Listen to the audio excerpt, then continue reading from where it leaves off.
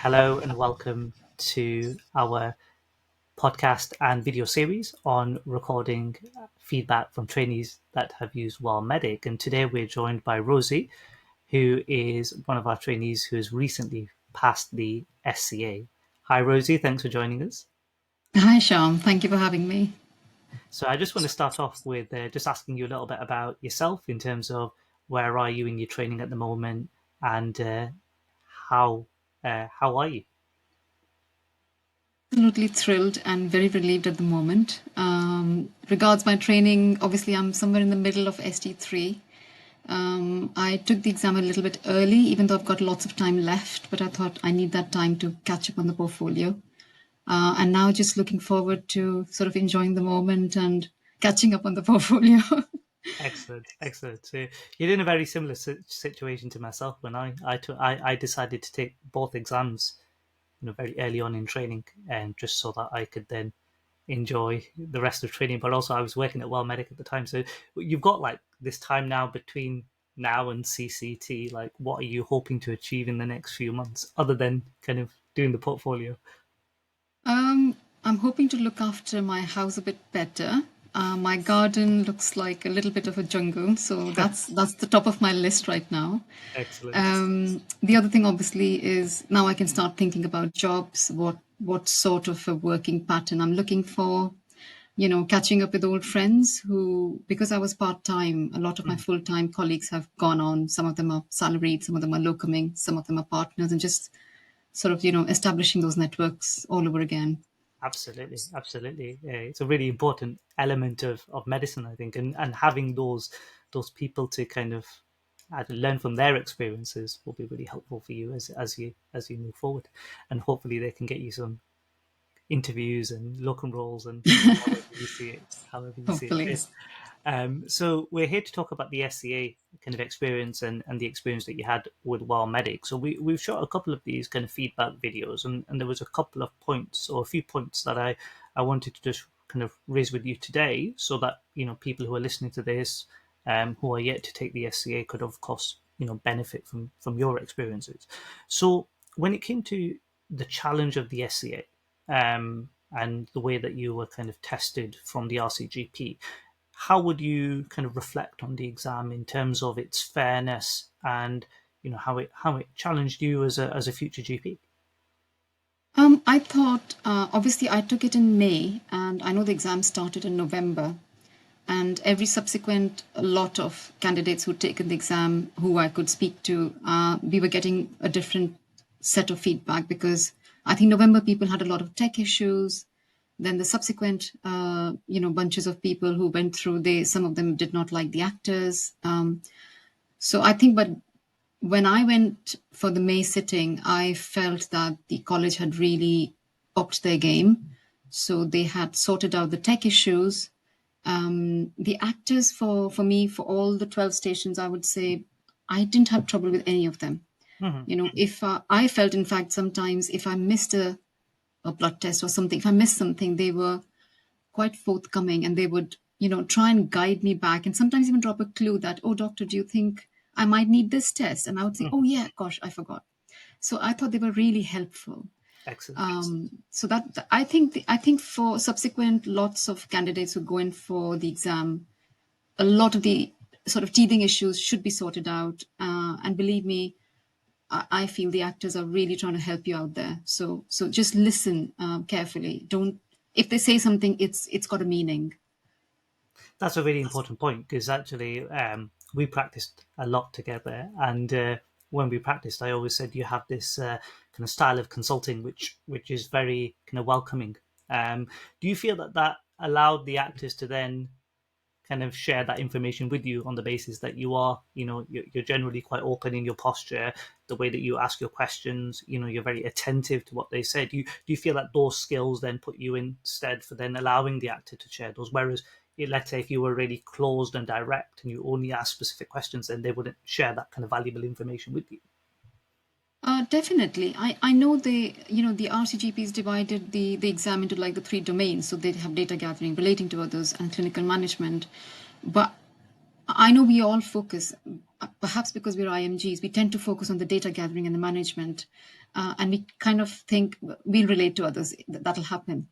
Hmm. But I think it's an equally important part. If not a third of your mark, even slightly less, Hmm. but it is a critical part. And I do agree with you, Sham, when you say if you connect with them, if you connect even with a real life patient or your friends or anybody, if you make that connection very early on, you'll get more from that consult, you'll get more from that relationship.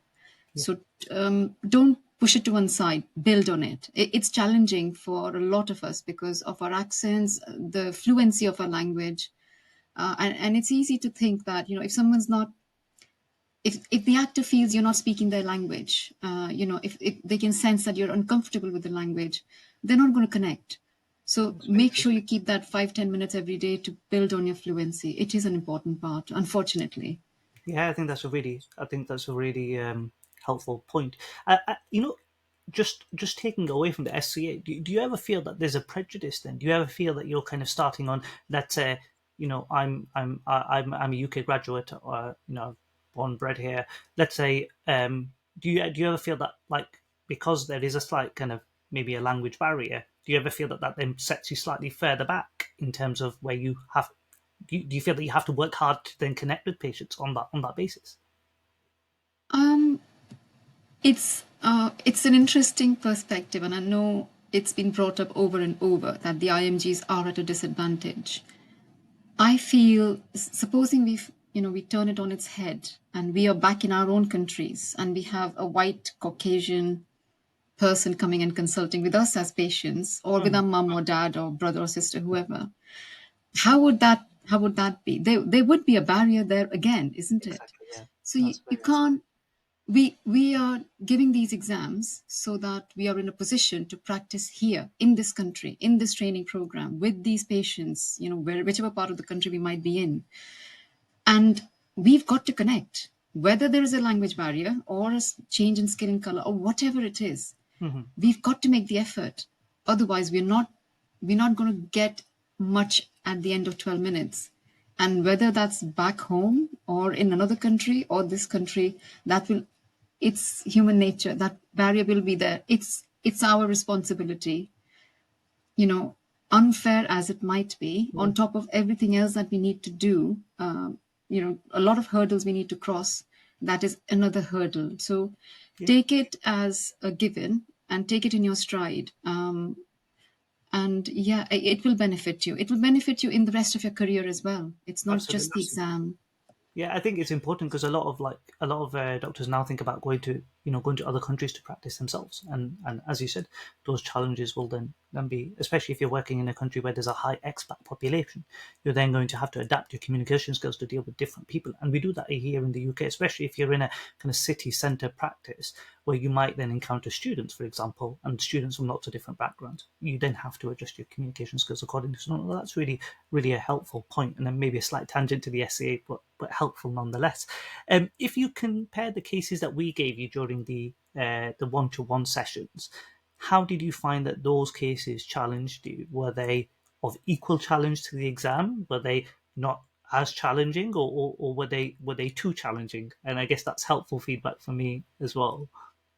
I found the one-to-one sessions very beneficial on two counts. One was that obviously, you were only focusing on myself and my style of consulting, what words I used and what I said, what I missed.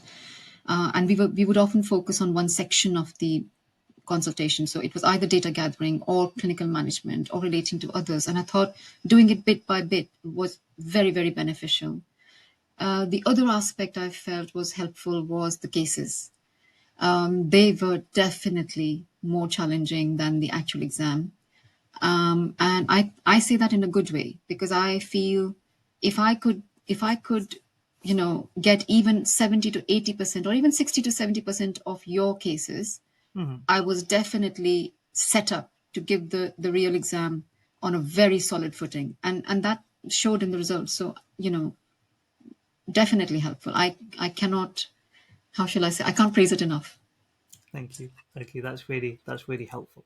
Um, when we did that kind of iterative style, when we kind of, if I go back to when we first started working together, and it was all about, let's just secure that kind of data gathering, let's get you confident, um, to get to that point where you can make a diagnosis and you can move on into the management.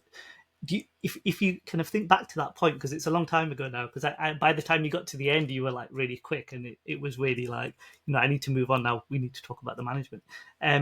How did you feel about making that transition from saying, look, I know enough about the problem now, and now need to kind of manage this problem? How was that process for yourself? I know when we first started, I think my data gathering used to just run over into like 8 or 9 minutes, and I Yeah, was very comfortable with just keeping on asking questions. yeah, And I think because for me personally, I know there was an insecurity that I might not know what the diagnosis is. And if I know the diagnosis, I might not know the management. So I would just roll over data gathering as much as I could. yeah, But I think you picked on that and you said, you've got to get the bits in 6 to 7 minutes because then you've got to summarize. Then there's management. And when you start the management, the patient will throw something at you which they can't do or they won't do.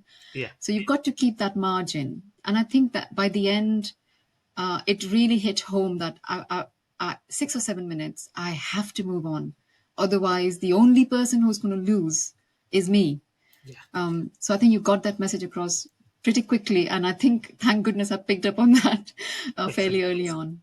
Yeah, absolutely. And then ultimately, and this is the thing with management, really, it ought to be about building a connection with the patient in both phases. So you almost need to treat the consultation in two phases, in my opinion. That you kind of data gather so that you have the tools to then kind of discuss with the patient exactly what they want to do and how they want to do it and what options might be available.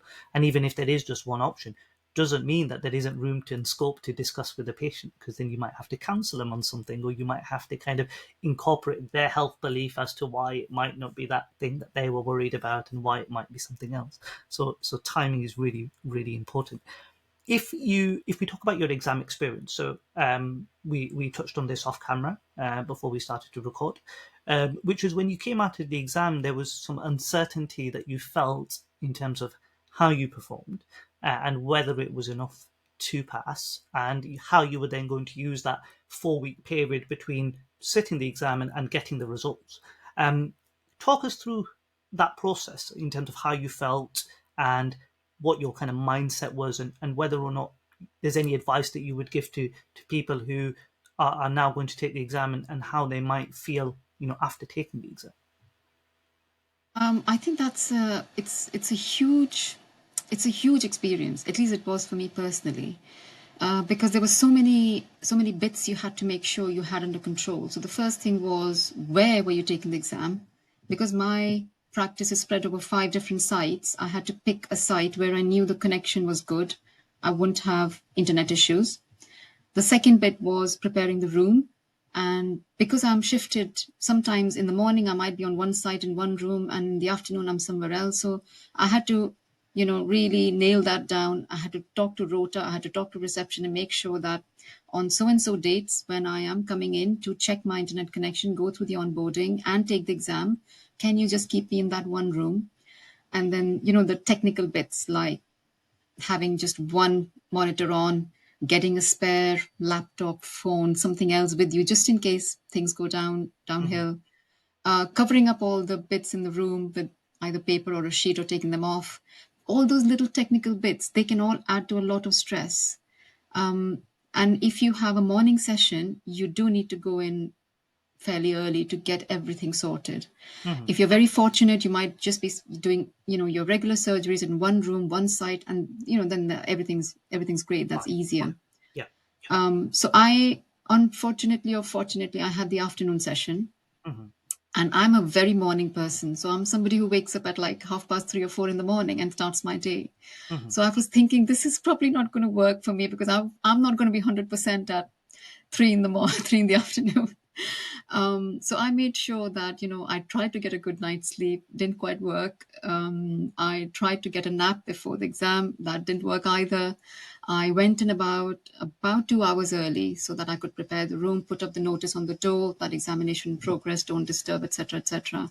Set up the room, and then I waited. And To be honest, I think it was because I had it in my head and I had set up my brain to think that I'm not an afternoon person. So by the time we were hitting 5:30 in the evening, my brain was literally freezing. I could Mm, not think straight, and I think that showed in my last case because I didn't do that very well, and I knew I hadn't done it well. I'd missed some serious red flags, mhm. and even at the 11th minute of the concert, I knew I had missed it, but I couldn't go back. Um, but anyway, I thought, what's done is done. Yeah. So I think there is, and when I came out, I did speak to you, and it was useful to debrief with you. We didn't talk about specific cases, obviously, but it was good for me to offload and just have someone who understands what this can mean, in terms of your mindset and emotional well-being. No, you're very welcome. I think the key thing there is in terms of when it comes to debriefing, and I think debriefing is an important tool, because what you don't want to do when you're debriefing is kind of say, did I do this, and in every case, because that isn't the way to approach debrief. Ultimately, it's about trying to remind yourself, like, look, you might not have felt every case went to plan. You might have felt that you missed things out. You may well have felt that your management was 100%, or you kind of missed a red flag here and there. But actually, as long as you are, um, you know, trust the process that you have, and remember, it is every case is categorized into those three sections. So just because you've forgot one micro element of how to manage something doesn't necessarily mean that you're going to have failed the whole case. And I think that's a really important point to kind of bring across. And using your supervisors, using your friends, having that discussion is, I think, is an important tool in just trying to manage some of that concern that might be there after an exam. But no, that's really helpful in terms of how to approach that kind of setup process. I've actually not discussed that with anyone before, and I must confess, because I've not taken the SCA myself, I'm not aware of those kind of nuances in terms of how you have to set up your room and that things have to be covered and so on. Now, the final thing I just wanted to touch on before we finish was around what we call the drop-in sessions. And so the drop-in sessions, for those listening, is something that we add on to our SCA course. So, sorry, the SCA coaching package, which is where all trainees can attend a session, and we go through a theme. Like, for example, if I run through some of the themes that we did with yourself, Rosie, was how to approach challenging patients, maybe how to approach dermatological scenarios. We also did ones whereby we talked about some just kind of general practice in terms of third party consultations, how to deal with a health visit, and so on. So, thinking back to those drop in sessions that you came to, which was kind of one a month, and you got to kind of network and work with other trainees during those sessions, how valuable did you find them, and what's your kind of general thoughts about the drop in sessions that we do run? I think the drop-in sessions are a real benefit that you offer. I'm not aware of any other courses that offer such sessions. For me, I felt that sort of working with you for the SCA, I felt there was a lot of personal input from your side. And Mhm. that sometimes is something I felt I needed. And I'm sure some of my colleagues need that too. It's just sort of sometimes you do get very disappointed. You've made a mistake because you were practicing with your mates last night and you forgot something and it's gone really badly. And I think just having that drop in session where you can offload, you can discuss, you get another chance to do it um, was very beneficial. There was obviously exposure to a lot of extra cases during the drop-in sessions. I do remember the third-party consults, the results stations we used to discuss, and the derma ones. That was very good. Mhm. And I felt obviously because there were other people who had taken the course along with me, the Wellmedic one, and you encouraged us to set up our own groups and practice with each other. So we Yeah. used your cases from your package to practice together, and I think that was really beneficial. And I think just working with you, Sham, what's really helpful is when we're practicing with our friends or our colleagues, there is always this bit about maintaining the relationship, and they will not give you brutal feedback. And sometimes that can be our undoing. If someone is not telling you that, I did not feel a connection with you because you said it this way, or your tone was like this, or your expression was like that, or you didn't say I'm sorry when you heard that something bad had happened to me. And I Yeah, felt with you, there was that confidence that you would give us the feedback because you thought it was in our benefit, not because you wanted to be nice to us. yeah. So I think that was like a third person, like, watching from the outside. So I found that really helpful. Yeah, it is interesting that you said that because that's always something that I have to personally grapple with, in terms of and what you'll find, or what you may kind of now kind of think about once I've said this is, when I first start, I am a little bit cautious with the feedback that I give because I'm just trying to gauge how you recept and how receptive you are to that, and then as this I try to give kind of more kind of nuanced feedback and maybe a bit more intense, but I always have to be mindful of not being, not like picking the right times to give certain feedback. I think is really important. Whereas, like in the last session, it's about giving feedback, but also it's about trying to build confidence as well. Of saying actually, these, Yeah, and I think that's that's that's real balance. that's the bit, because it's very obvious how much personal input you put into it, Hmm. into all of us who take the package. That's something I've not had before with any other provider. So I think that really helped. Thank you so much, Rosie. I really do appreciate your input and the time that you've taken today, and I'm sure everyone who's going to have a listen to this, will really benefit because there's different elements of the exam that you've kind of discussed and highlighted, and that's really really helpful.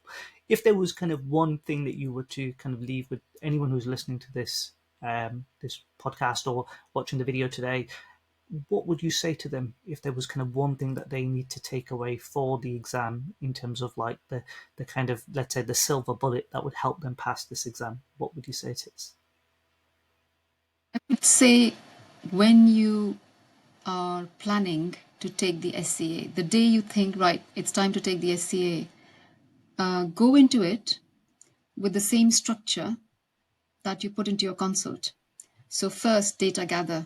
So, collect all the information about the SCA as much as you can, and then summarize, which is, make your plan. How am I going to tackle this, and how am I going to set out my revision or practice or guidelines or whatever? And third is, the clinical management side, which is when you actually implement it. So think about, okay, I've got all this data, I've summarized it, I have a plan, and now I've really got to work the plan. Because if you don't work the plan isn't going to work. Absolutely, absolutely.